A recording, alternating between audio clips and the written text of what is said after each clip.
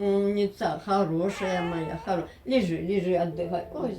Meni familiyam Korotkova Alevtina Mixaylovna.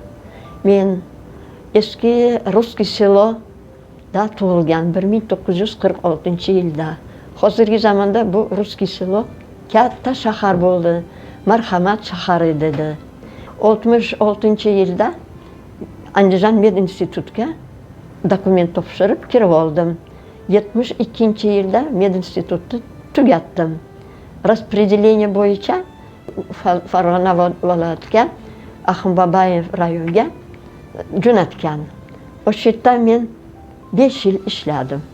Детский vrach bo'lib. Undan keyin Marhamat rayonimga, o'zimiz shaharimga keldim. 77-yildan 86-yilgacha Marhamat markaziy больницада bolalarlik, onalik o'rinbosari bo'lib ishlaganman. Детский bolalar poliklinikaga vrach pediatr bo'lib ishga kirdim. 2014-yilgacha ishladim o'smir bo'limida vrach bo'lib. Undan keyin pensiyaga chiqib, hozir men pensiyada turibman. Alevtina Mixaylovna Korotkova Andijondagi taniqli bolalar shifokori bo'lgan. Hozirda pensiyadalar. Bunday insonlarga nisbatan Xudo yuqtirgan kasb egasi deyishadi. Birgina fonendoskop bilan bemor bolaga aniq tashxis qo'yardi.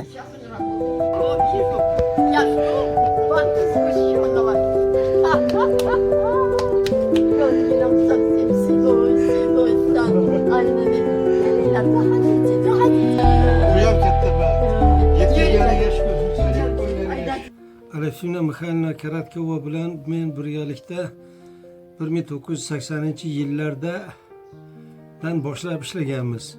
Men Marhamat siyosida epidemiologiya bo'limi mudiri, Alevtina Mixaylovna tibbiyot birlashmasi bolalar va onalar himoya qilish bo'limini mudiri.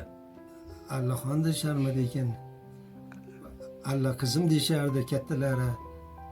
Doktor qizim derdi, juda chiroyli o'zbekcha gapirardi.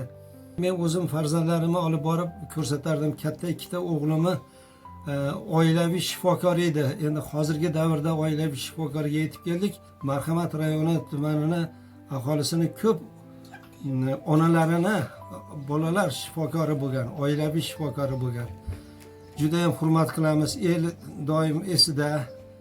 Men Marhamat siyosida epidemiologiya bo'limi mudiri, Alevtina Mixaylovna tibbiyot birlashmasi bolalar va onalar himoya qilish bo'limini mudiri. Men bilgan davrda bu ayol, bu Korotkova shunday doktor, bolalar, haqiqiy bolalar doktori edi.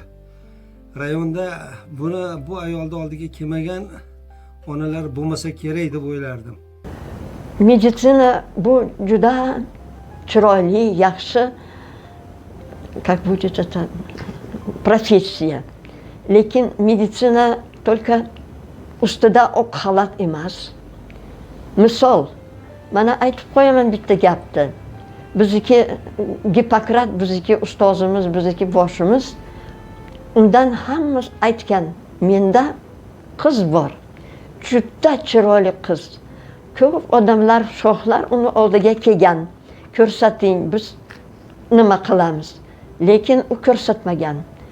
Lekin Gippokrat aytgan, kim meni qizini yaxshi ko'rsa, eng boy odam bo'ladi. Odamlar hayron turardi, nima uchun u shunaqa deyapti.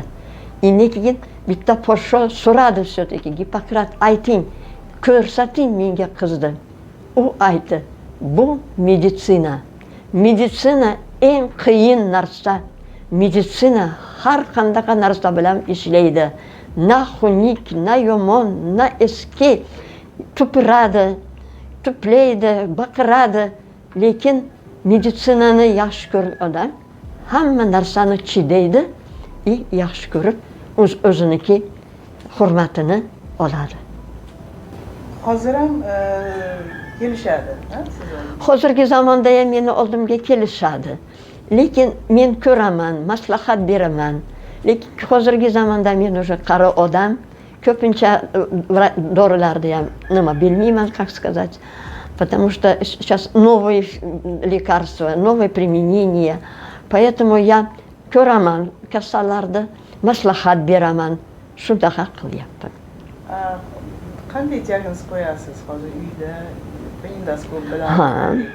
Men birinchi o'rinda bolani ko'raman, fonendoskopdan eshitaman, terilarni ko'raman, og'izlarni qaraman, как обыкновенный vrach qanday qilsa shunaqa men ham qilaman. Lekin odamlar ko'pincha meditsinada ishlasa, albatta o'zini fikrlarni, o'zini miyani ishlatish kerak. Nima tajriba qilish kerak, vывод qilish kerak. A просто haligi aptekada olgan dorilar bilan bu qiling bo'lmaydi. Birinchi o'rinda bolani qarasangiz, albatta yaxshi o'zingizni fikrni chiqarib, o'zingizni vыводni qilish kerak.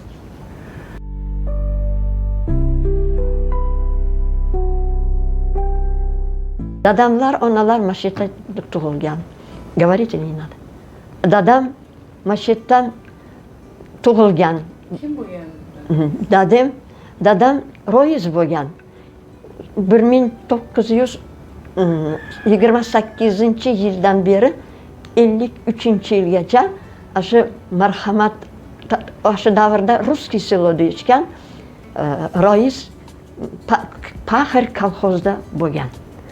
Urushga ham borgan, 5 yil o'sha yerda. Nima deb aytishgan sizga? Dadami hamma hurmat qilar edi. Endi не только что bu meni dadam. Uni aytgan Karotkin rais. Hozirgacha ham odamlar shundaqa deydi. Mana u Karotkin raisning bog'i, mana u Karotkin rais choyxonasi. Esisi juda ko'p qilgan.